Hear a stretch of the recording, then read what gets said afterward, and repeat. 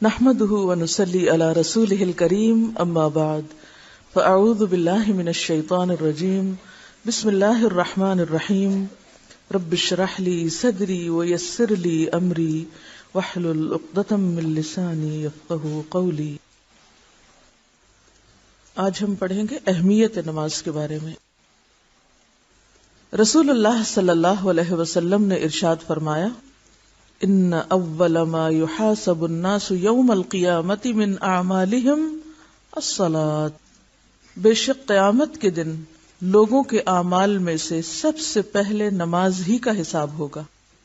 یعنی قیامت کے دن جو امتحان کا دن ہے، اس دن کا پہلا پرچہ آپ کو ڈیٹ شیٹ دی جا رہی یوم القیامہ کی کہ پہلا پیپر نماز کا ہے۔ حل تو آپ نے یہاں کرنا ہے، لیکن سب سے پہلے اس کا رزلٹ آپ کے سامنے رکھا جائے گا۔ وہ صحیفہ کھول کے بتا دیا جائے گا کہ یہ آپ دیکھیے کیا کر کے آئے ہیں۔ صرف اس بات کا امتحان نہیں کہ آپ نے کتنی نمازیں پڑھی، بلکہ اس بات کا امتحان بھی کہ کب پڑھی، وقت کے اندر پڑھی یا تاخیر کر کے پڑھی یا قضا کر کے پڑھی، یا پھر یہ کہ سنت کے مطابق پڑھی، یا پھر صرف نماز کو بطور نماز ہی لیا۔ تو اول ما یحاسب الناس یوم القیامہ من اعمالہم الصلاۃ، تو پہلا حساب نماز کا ہے۔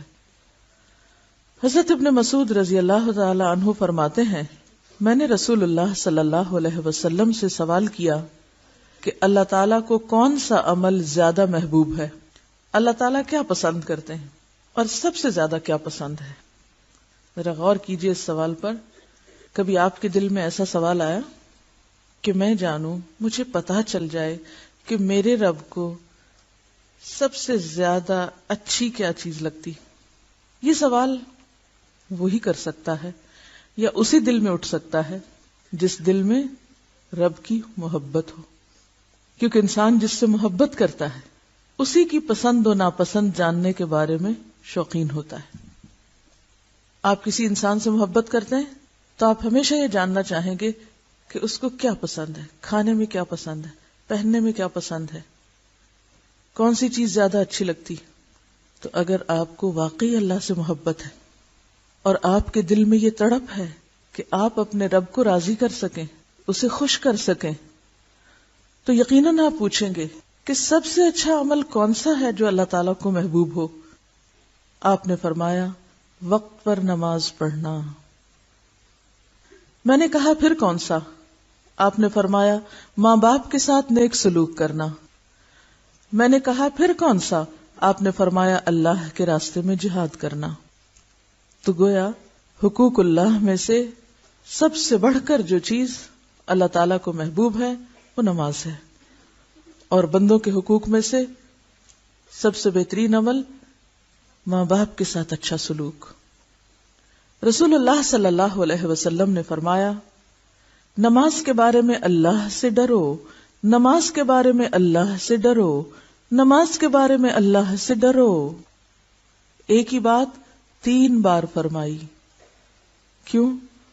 کہ اگر کسی نے ایک بار نہیں سنی تو دوسری بار سن لے، اگر کسی نے دوسری بار بھی نہیں سمجھی تو تیسری بار سمجھ جائے۔ ایک ہی بات کا بار بار تکرار کیا سکھاتا ہے ہم کو؟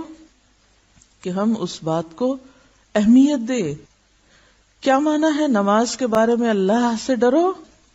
کہ قیامت کے دن جب اس کے بارے میں حساب ہوگا یا پوچھ ہوگی تو حساب سخت ہوگا، تمہیں جواب دینا ہوگا، تمہاری پوچھ ہوگی، پھر کیا جواب دو گے کہ کیسی نمازیں پڑھی تھی۔ ایک اور حدیث میں آتا ہے، آدمی اور شرک کے درمیان نماز ہی حائل ہے۔ اب دیکھیے 3 طرح اس بات کو کہا گیا ہے، کفر، شرک اور منافقت۔ ان تینوں چیزوں سے برات کے لیے ثبوت کس چیز سے دینا ہے؟ نماز سے۔ یعنی کفر سے بری ذمہ بھی انسان کب ہوگا؟ جب نماز ادا کرے گا۔ منافقت سے بھی کب نکلے گا؟ جب نمازیں درست ہوں گی۔ شرک سے بھی کب پاک ہوگا؟ جب نماز درست ہوگی، یا دوسرے لفظوں میں نماز انسان کو شرک سے بچانے والی ہے۔ سورۃ الروم میں اللہ تعالیٰ فرماتے ہیں، اقیموا الصلاۃ ولا تکونوا من المشرکین، نماز قائم کرو اور مشرکین میں سے نہ ہو جاؤ، مشرک نہ بنو. تو گویا نماز کا نہ پڑھنا جہاں کفر بھی ہے، وہاں نماز کا نہ پڑھنا منافقت کی علامت بھی ہے، اور اسی طرح نماز نہ پڑھنا شرک بھی ہے. تو ترک نماز معمولی جرم نہیں، تمام خرابیوں کا مجموعہ ہے. جو خرابیوں کی بنیاد یا جڑ ہے ان سب کو سمبلائز کرتا ہے.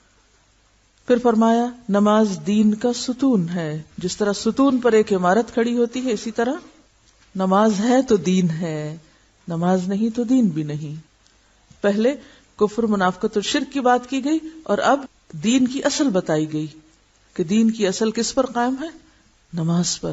نماز کے بغیر کسی شخص کے دیندار ہونے کا کوئی تصور نہیں.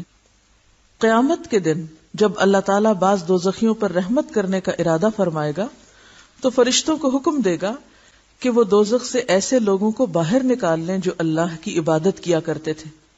فرشتے انہیں نشان سجدہ سے پہچان کر دوزخ سے نکال دیں گے.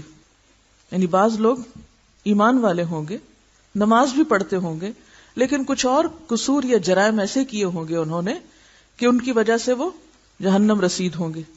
پھر جب وہ اپنے قصوروں یا گناہوں کی سزا بھگت چکیں گے اور اللہ تعالیٰ ارادہ فرمائیں گے کہ اب ان کو واپس نکال لیا جائے، تو فرشتوں کو حکم دیا جائے گا کہ جائیں ان کو جہنم سے ڈھونڈ کے نکال لائیں.